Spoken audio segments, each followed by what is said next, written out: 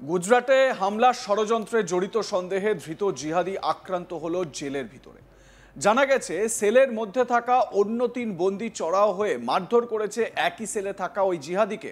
এদিকে বন্দী আক্রান্তের খবর শুনে সংশোধনাগারে পৌঁছন তদন্তকারীরা। আক্রান্ত জিহাদিকে হাসপাতালে ভর্তি করা হয়েছে।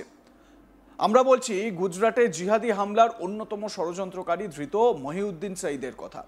গুজরাটের সাবরমতী সংশোধনাগারে বন্দী ছিল ওই জিহাদি মহিউদ্দিনের চোখ, মুখ ও শরীরে আঘাত লেগেছে বলে খবর। এরপরই তাকে আহমেদাবাদ সিভিল হাসপাতালে ভর্তি করা হয়। জানা গেছে গত ৯ নভেম্বর ২০২৫ গুজরাট এটিএস গ্রেপ্তার করে ডক্টর মহিউদ্দিন সঈদ সহ ৩ জনকে। জানা গিয়েছে সাবরমতী সংশোধনাগারে থাকা আরও ৩ বন্দীর সঙ্গে কথা কাটাকাটি হয়, বিতর্ক হয় মহিউদ্দিনের। তা থেকেই বচসা শুরু হয় মারামারি। এদিকে জিহাদি আক্রান্তের খবর পেয়েই জেলে পৌঁছয় এটিএস এর অফিসাররা। আক্রান্ত মহিউদ্দিন আহমেদের বয়ান রেকর্ড করা হয়। এরপরই অভিযুক্ত ৩ ডাক্তারের বিরুদ্ধে অভিযোগ দায়ের করে এটিএস। প্রসঙ্গত, ভারতের বাজারে সবজির মধ্যে বিষাক্ত কেমিক্যাল রিসিন মিশিয়ে দিয়ে ব্যাপক আকারে মানুষকে শেষ করে দেওয়ার একটা প্ল্যান ষড়যন্ত্র করা হয়েছিল এবং ডক্টর মহিউদ্দিন এই প্ল্যানে যুক্ত ছিল। ভয়ঙ্কর রিসিন বিষকে হাতিয়ার হিসেবে ব্যবহার করার পরিকল্পনা ছিল জিহাদিদের। সম্প্রতি গুজরাটের সন্ত্রাস দমন শাখা এই ঘটনার সঙ্গে জড়িত সন্দেহে ৩ জনকে গ্রেপ্তার করে। ধৃতদের মধ্যেও একজন ডাক্তার রয়েছে বলে খবর পাওয়া গিয়েছে। চীনের ডাক্তারি ডিগ্রি রয়েছে তার। এই রিসিন হলো ভয়ঙ্কর একটি কেমিক্যাল, যা মানুষের শরীরে একবার প্রবেশ করিয়ে দিতে পারলে কার্যত মৃত্যু নিশ্চিত। এর কোনো অ্যান্টিডট নেই। ধৃত জিহাদিদের উদ্দেশ্য ছিল জৈব অস্ত্র তৈরি করে ভারতে ব্যাপক আকারে মৃত্যু মিছিল নিশ্চিত করা। গোয়েন্দারা জানতে পেরেছেন এই ভয়ঙ্কর পরিকল্পনা নিষিদ্ধ জিহাদি সংগঠন ইসলামিক স্টেট বা আইএসআইএস এর শাখা সংগঠন ইসলামিক স্টেট খোরাসান প্রভিন্সের মস্তিষ্ক প্রসূত।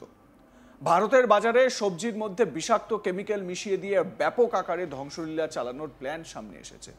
ভয়ঙ্কর রিসিন বিষকে হাতিয়ার হিসেবে ব্যবহার করার পরিকল্পনা ছিল জিহাদিদের। সম্প্রতি গুজরাটের সন্ত্রাস দমন শাখা এই ঘটনার সঙ্গে জড়িত সন্দেহে ৩ জনকে গ্রেপ্তার করে। ধৃতদের মধ্যেও একজন ডাক্তার রয়েছে বলে জানা গিয়েছে। চীনের ডাক্তারি ডিগ্রি রয়েছে তার। এই রিসিন হলো ভয়ঙ্কর একটি কেমিক্যাল, যা মানুষের শরীরে একবার প্রবেশ করিয়ে দিতে পারলে মৃত্যু অবধারিত। ধৃত জিহাদিদের উদ্দেশ্য ছিল জৈব অস্ত্র তৈরি করে ভারতে ব্যাপক আকারে মৃত্যু মিছিল নিশ্চিত করা। গোয়েন্দারা জানতে পেরেছেন এই ভয়ঙ্কর পরিকল্পনা নিষিদ্ধ জিহাদি সংগঠন ইসলামিক স্টেট বা আইএসআইএস এর শাখা সংগঠন ইসলামিক স্টেট খোরাসান প্রভিন্সের মস্তিষ্ক প্রসূত।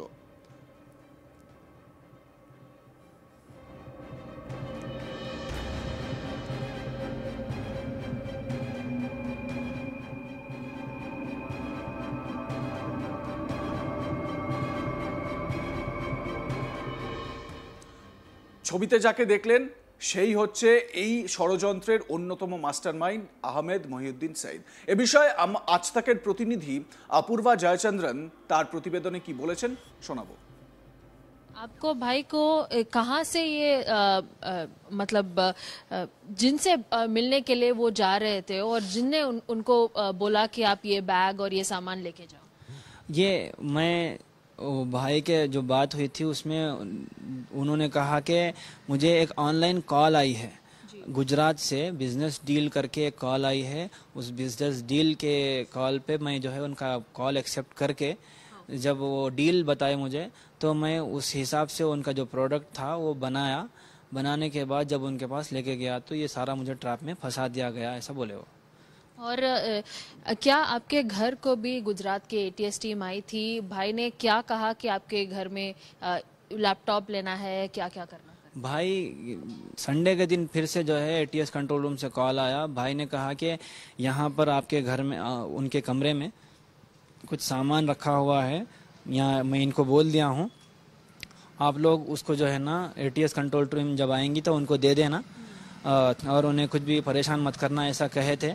फिर एटीएस कंट्रोल टीम ने भी कहा कि हम 2 दिन में आने वाले हैं, आकर आपका जो सामान है वो लेकर के जाएंगे। जब तक किसी को भी जो है अलाउ मत करना उसको उसके पास जाने का, तो हम किसी को भी अलाउ नहीं करें, लॉक डाल के रखें।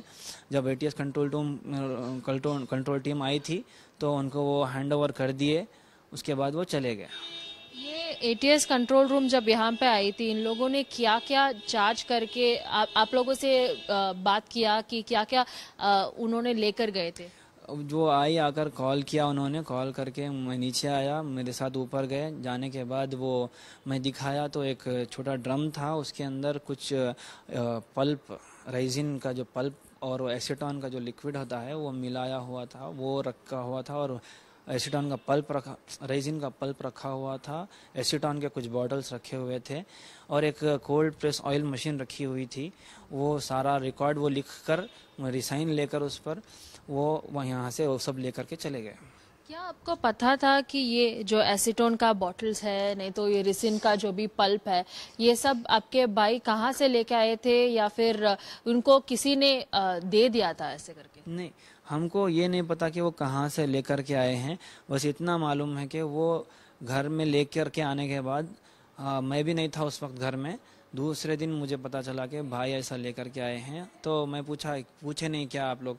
तो बोले कि हाँ पूछे हैं। तो वो बोले कि ये ऑयल का बिजनेस का कुछ ऑफर मिला है, मैं वो करूँगा, करके जब लेके जाके दूंगा तो उसका पेमेंट मिलने वाली है, ऐसा वो घर को सुनाए। आजकल वो जो चल रहा है ना, बातचीत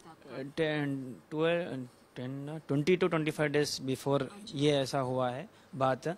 उसके बाद में से फिर डायरेक्ट ये सफ़र के लिए निकले और सैटरडे के दिन कॉल आई उनकी। फिर आपके भाई इसमें जो आप बोल रहे हैं कि ये फंस चुके हैं इस जाल में और कि इनको कोई डिटेल्स भी पता नहीं है, पर इस पे ज़रूर आपके परिवार में और आपके मोहल्ले में भी ये शक तो हो चुका है कि कहीं ना कहीं आपके परिवार के साथ ऐसा एक स्टैम्प तो लग चुका है। आपको इसमें पब्लिक को क्या? इसीलिए ये तो लगेगा ही। एक मर्तबा जब मीडिया में आ जाएंगे, इस तरीके का आरोप लगेगा तो इस किस्म का तो स्टैम्प टेम्पररी तौर पर लगेगा। उसको जो है ना फाइट करना अब हमारी जिम्मेदारी है और जहाँ तक हो सके इस स्टैम्प को, जो टेम्पररी स्टैम्प लगा है, उसे मिटाने की कोशिश तो करना पड़ेगा हमको, क्योंकि हमारी नज़र में भाई इनोसेंट है और हम कभी भी हमारा इन्वॉल्वमेंट इस किस्म की चीज़ों से नहीं रहा, बल्कि हम लोग इससे बहुत ज़्यादा दूर रहने वालों में से है। लेकिन अब ये जो किस्मत है, किस्मत में इस तरीके का एक टेम्पररी स्टैम्प पड़ना था, वो तो पड़ गया। अब उसको जो है ना मिटाने के लिए मुझे गवर्नमेंट की हेल्प की ज़रूरत है, इन्वेस्टिगेशन टीम की भी हेल्प की ज़रूरत है। वो न्याय करे और इंसाफ करें और इंसाफ के साथ इन्वेस्टिगेट करके जो उन्होंने कहा है, हो सकता है वो उन्होंने वक्ती तौर पे कहा है प्रेस में आकर के, जितना उनको मालूम था उस वक्त में, जो इतना उनको मालूम था उन्होंने कहा। लेकिन एक्चुअल जो न्यूज़ जब आएगी तब वो एक्चुअल न्यूज़ को रखे सामने, अपना पास्ट जो कहा है उस पर स्टैंड ना रखते हुए जो असल जो न्यूज़ है उसको जो है अपना स्टैंड बनाए और सारा पूरा पीछे का मेट दे, अगर वो इन्वॉल्व नहीं है तो। ऐसे तो टेररिस्ट जैसा, टेररिज्म का मतलब टॉक्स या ऐसे कुछ किसी लोग को नुकसान पहुंचाना वाला ऐसे तो व्यवहार नहीं था आपका? हरगिज नहीं था, कभी नहीं था, बल्कि वो तो एक दूसरे को मदद करने वाला उनका व्यवहार था और बहुत फ्रेंडली नेचर, बच्चों के साथ खेलना, हमारे साथ हमारी जो है ना वो नीड्स का ख्याल रखना और रिश्तेदारों के साथ उनका ख्याल रखना, ऐसा वाला उनका व्यवहार था। ये इसीलिए तो हम कह रहे हैं कि भाई बिल्कुल इनोसेंट है हमारी नज़र में और हम गवर्नमेंट से इसीलिए तो मुतालबा कर रहे हैं। अगर हमें शक होता तो हम पहले ही कह देते थे कि हाँ इनके अंदर हमें लग रहा है, आप इन पे कड़ी से कड़ी जो है ना वो इन्वेस्टिगेट करें, पहले से कहते थे। लेकिन हमें ऐसा कुछ लगा नहीं, इसलिए हम ये भाई के लिए स्टैंड ले पा। আপনাদের মতামত জানান, দেখতে থাকুন আজ তাক বাংলা। সাবস্ক্রাইব করুন আমাদের ইউটিউব চ্যানেলটি, বেল আইকন প্রেস করুন নোটিফিকেশন পেতে।